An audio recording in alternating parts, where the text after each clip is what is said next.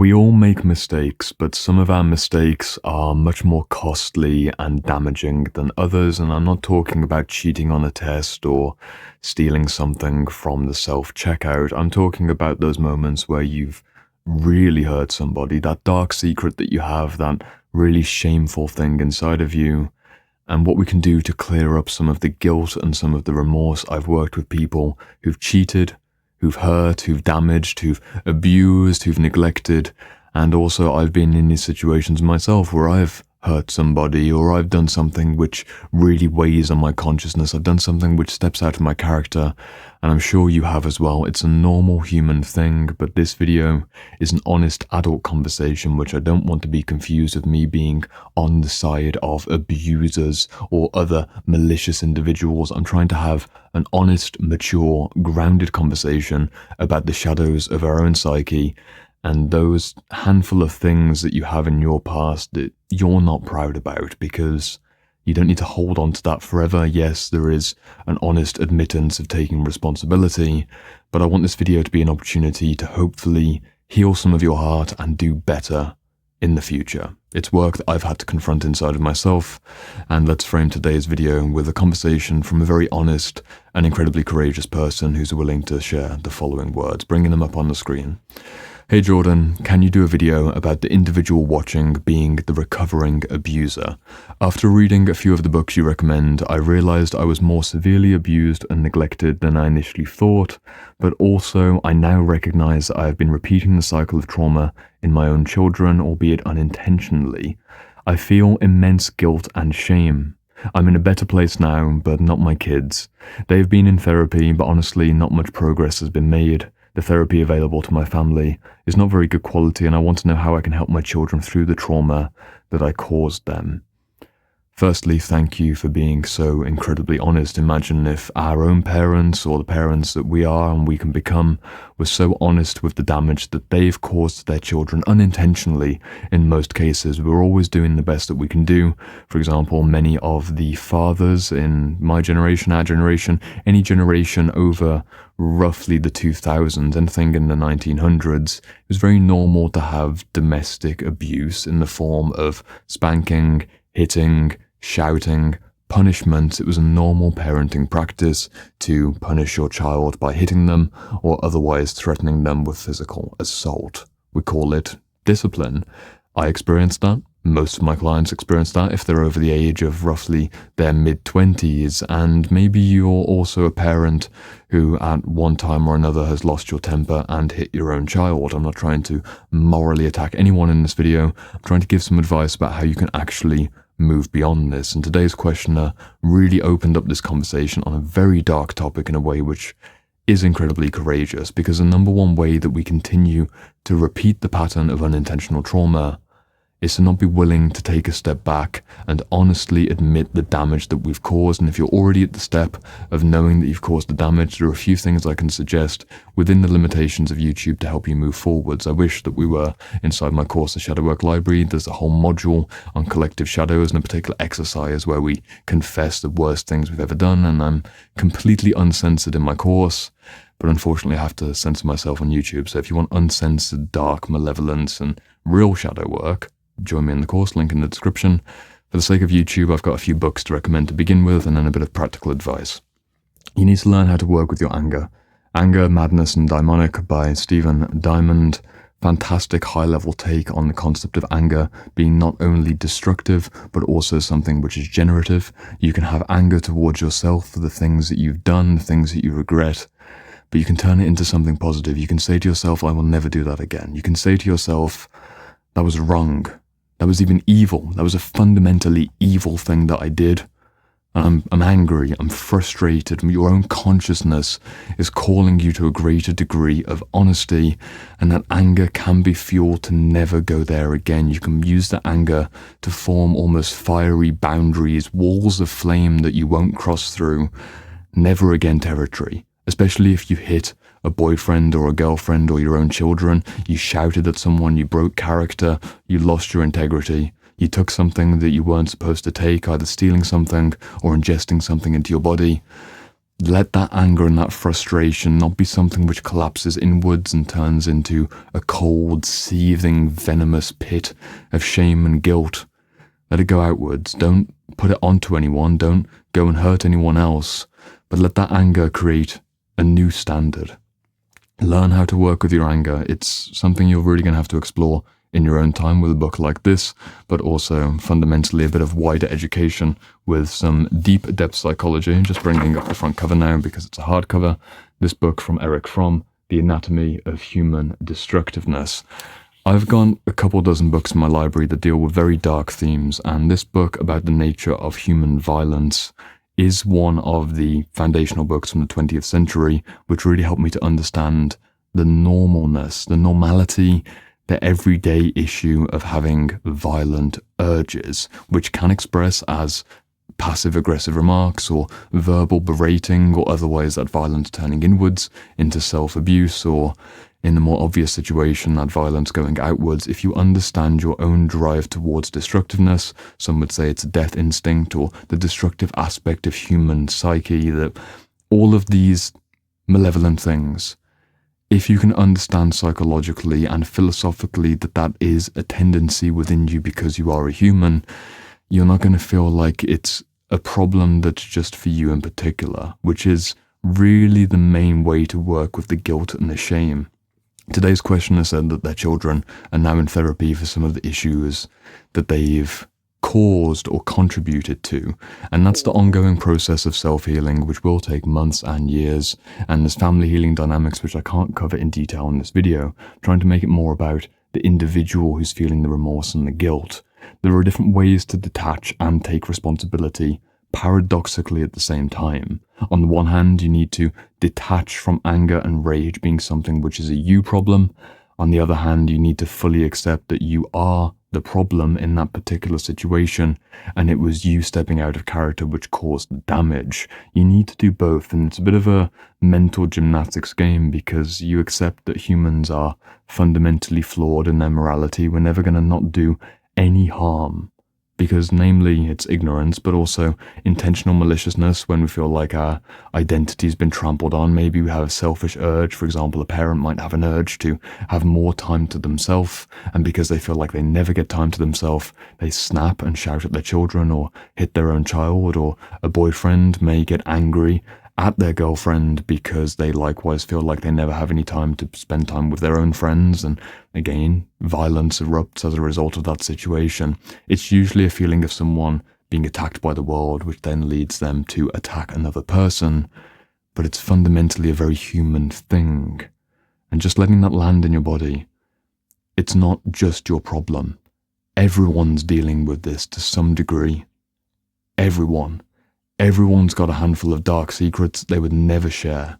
And I've been privileged to go into some of these very dark spaces in trusting confidential client work. And when someone opens up to you, when someone opens up to you about something that they regret, the thing that they regret the most in their life, and you see them crying and you see the fear and hesitation, they are expecting for me to strike right back out at them, wag my finger and punish them even more. And there's almost a part inside of them that would want that, which is kind of crazy to think about. A part inside which knows they've done wrong and they deserve to be punished. There's a small part of consciousness, and maybe there's a degree to which that's true. I can't go into the moral discussion around how to punish criminals, for example, in this video. To keep it psychological, if someone shares with you or you share with yourself, you put it in a journal and you let it out, the bad things that you've done, just watch for that moment where that part comes up that deserves or thinks they deserve punishment, and see what happens if you give it a few more minutes to see if there's another voice on the other end of that. This is where the consciousness really comes into play, where some would say it's the voice of your soul, or maybe even the presence of God, where forgiveness and compassion can start to pour in. But the forgiveness can only pour into the accepting person. You can't self-forgive, and you can't expect to reconcile your relationship with God, either literally or just as a thought experiment, if you haven't properly accepted the damage that you've done, the evilness that you've participated in, and likewise seeing the possibility of A, not doing that again, but B, learning from the mistake in a way where you don't just not do it, you actually devote yourself towards doing the opposite. And this is the identity shift level of advice to really bring this video together. If you've understood the basic dynamics of anger and malevolence and destructiveness, you've accepted that this is a wider human thing and you're a human who's engaged in these psychological archetypal patterns where humans go through generative and destructive phases. There's stages of violence that we move through as we develop, and we learn at a moral level what is and isn't good. We have to go through these mistakes firsthand and feel that voice of our consciousness gnawing deep inside to learn that that was indeed a bad thing to do. Once you've had one of those moments, multiple moments stacked up, it's not enough just to create the boundary where you don't do it again. If you really want to prove to yourself that you're not that person anymore, you need to devote yourself to the opposite. This is the person who's hurt their children, who not only doesn't hurt their children actively, but actively adds love. This is the partner who doesn't continue to hurt their partner, but they actively add joy, love, safety, and compassion. It's being a better man or a better woman. And that takes strength. It takes a real, deep, consistent strength.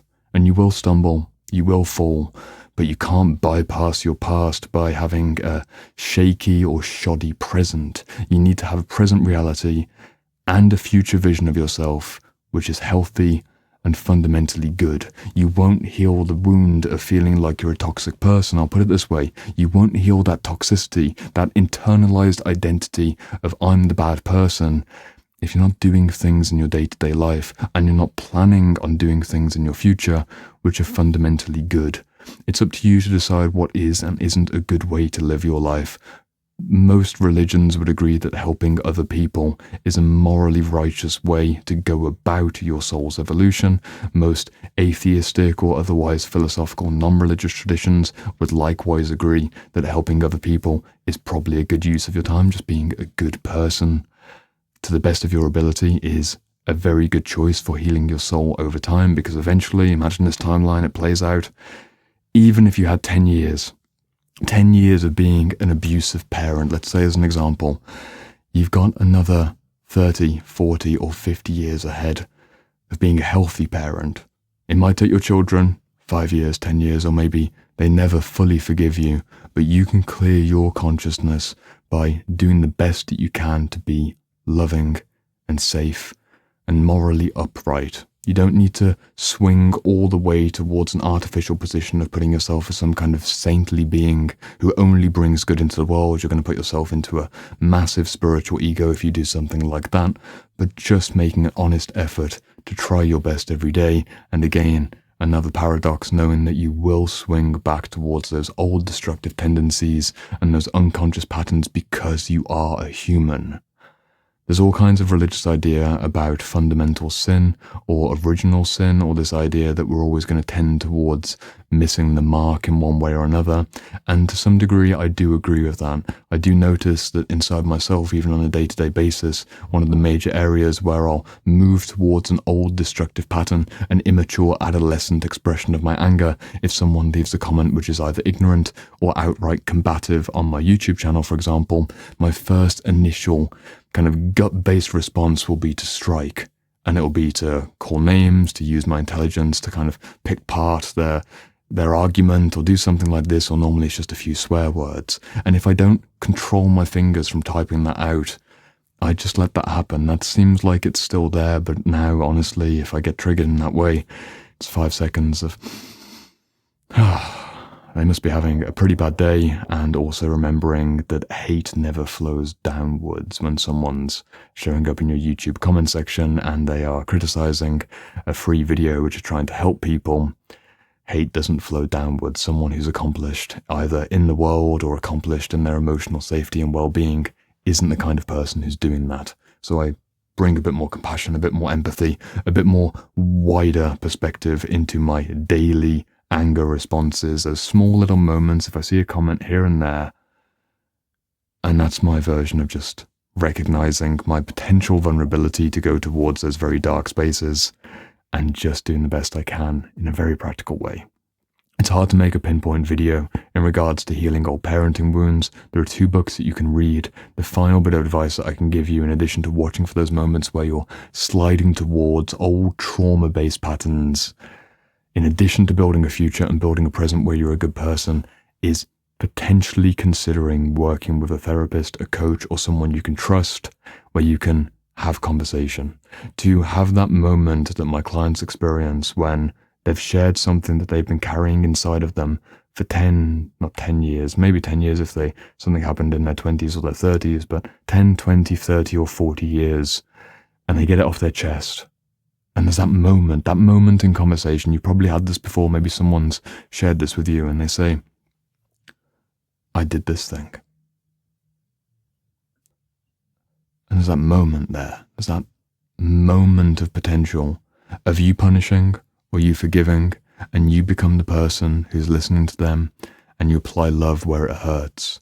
A therapist, a coach, a teacher, someone who you trust, even a priest or a religious figure in the right setting, they can be that empathic witness. It can be very valuable. And even if you're not going to work with another person externally, looking in the mirror, having that conversation with yourself, saying the thing that you're ashamed of, seeing what happens. It might be tears, it might be anger. I've seen people who've admitted very dreadful things that they've done, get suddenly sick and need to rush out the room and throw up in the toilet. The emotions are clearing out. You've got a number of decades left on this planet. Don't carry on with this pain inside of you. Let go of it for the sake of you, the sake of your loved ones, and the sake of the world, in a very genuine sense. And I hope you've enjoyed the video. I'll see you in the next one, where we're going to bring in more light and a bit more hope. But thank you for being here in the darkness with me. We're doing real work.